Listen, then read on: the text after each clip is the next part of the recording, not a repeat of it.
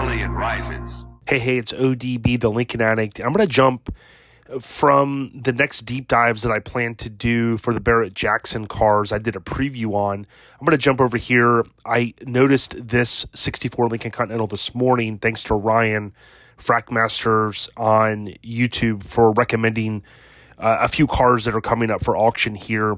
This is going to be around the 20th to the 23rd, I think, of September. So it's going to be about a week before the Barrett-Jackson auction in New Orleans. As you can imagine, these auction houses, they want to have as many events as they can because that's how they make revenue, right, on the buyer fees and whatnot.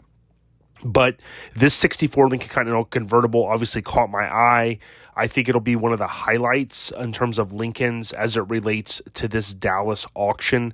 And we'll go through, I would say, a mix between a preview and a deep dive. I'm not going to go too far down the bunny trail. But what we're looking at is a black 64 Lincoln Continental Convertible. Obviously, this thing is, I'd say, like semi-custom. There's definitely a lot of custom things done to it, but I wouldn't necessarily call it a full-blown resto mod. I know you can slice and dice that. It has the original engine.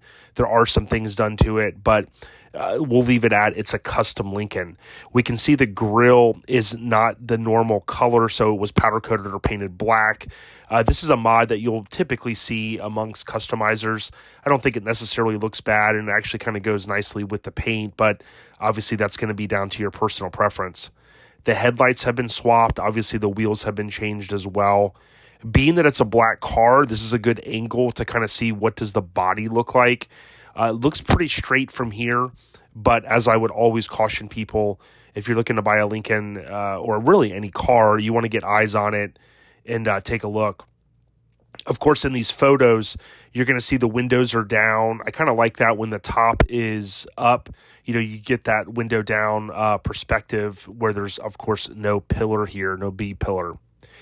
You can see the car.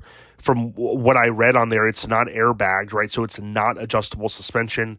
Obviously, it has custom wheels on it. So it's got a nice stance, a little bit of custom to it, but nothing so far over the top that it would possibly, exclude a bunch of buyers that, wouldn't want, adjustable suspension or whatnot.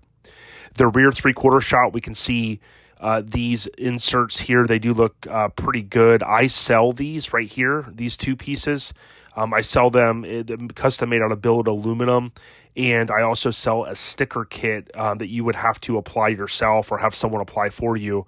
And but these look really good. It's hard to tell if they're original. This top piece, I actually I'm out of these right now. I typically sell a sticker kit, and unfortunately, this is so long I can only produce it in two pieces. So it has to be kind of overlaid here, at least in the middle. But this one does tend to fade out, and I don't actually think it looks too bad just like that. Of course, you may want to end up having someone paint all of these little squares on there, which would certainly take a lot of time, or you could go the route like what I've done with the sticker kit, or you could, of course, buy a good used part that has the painted squares on it.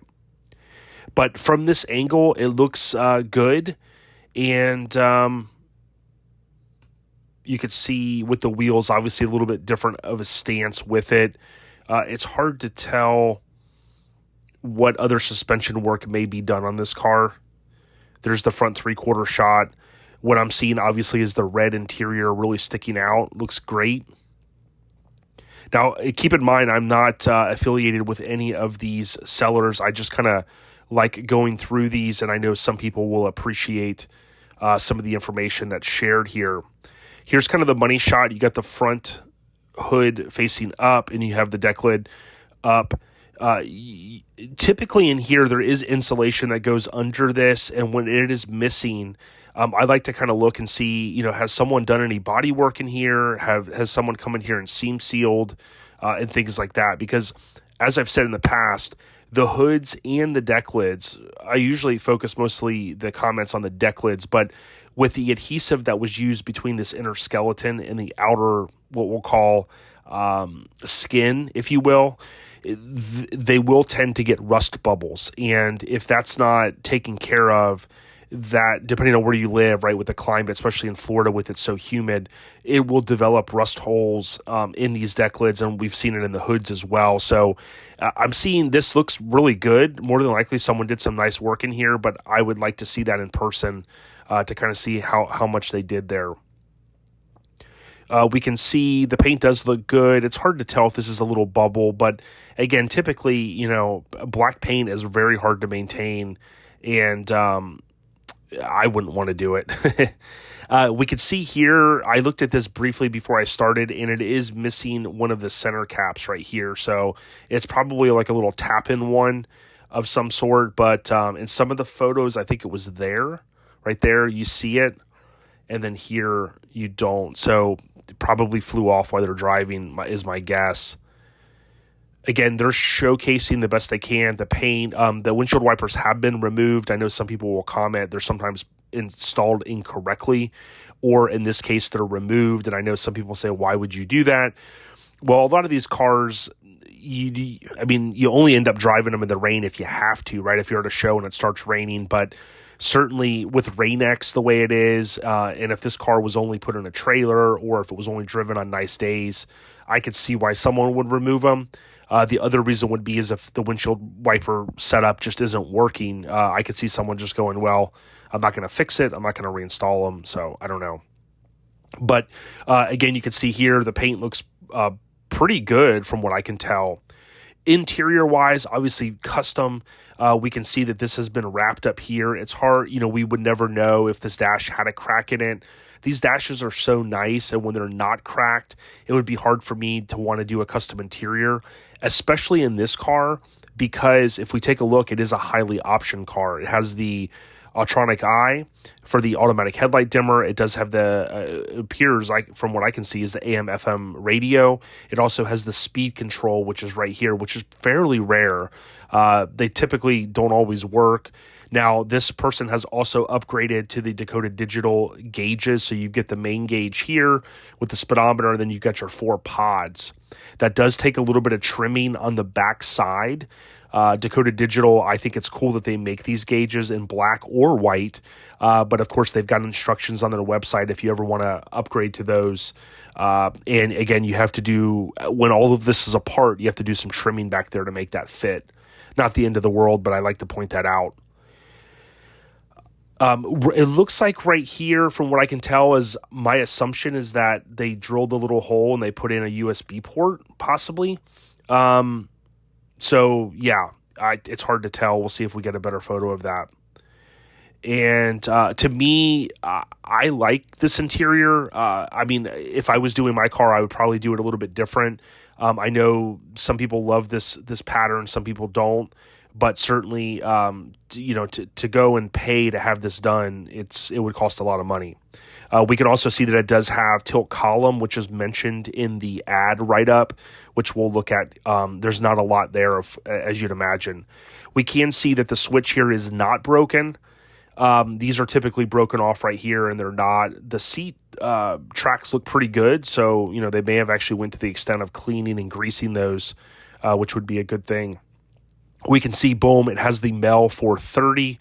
It is an AC car, so we can see the air conditioning compressor here. One thing that sticks out to me is there's not the factory insulation here, and I know some people might go, that's no big deal. People swear by having that insulation right here, and I know in Florida where it gets super hot, these cars are known to vapor lock.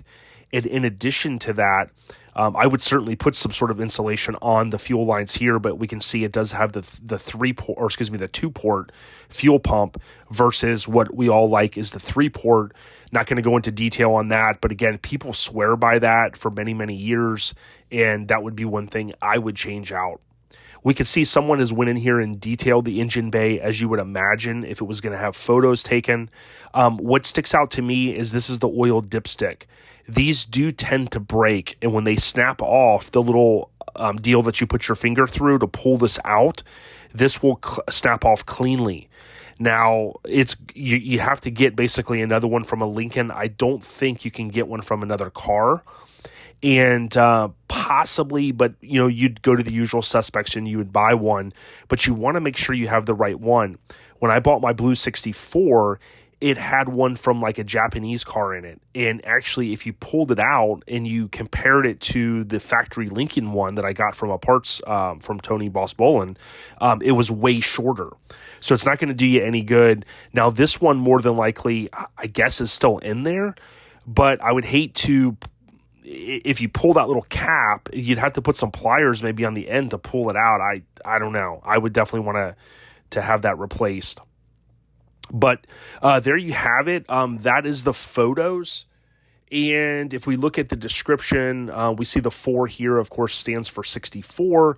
It's got all of the basic information here. And again, the highlights, not many bullet points, things we've covered, Dakota digital gauges. It is ceramic coated paint, so it does look really nice.